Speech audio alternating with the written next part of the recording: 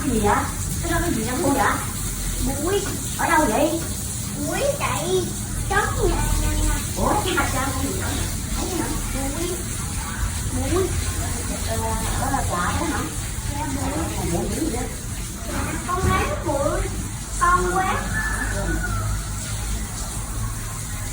Cho đẹp lắm. Quá trời giỏi. Mẹ chồng con cái gì mà biết nè. Quá giỏi.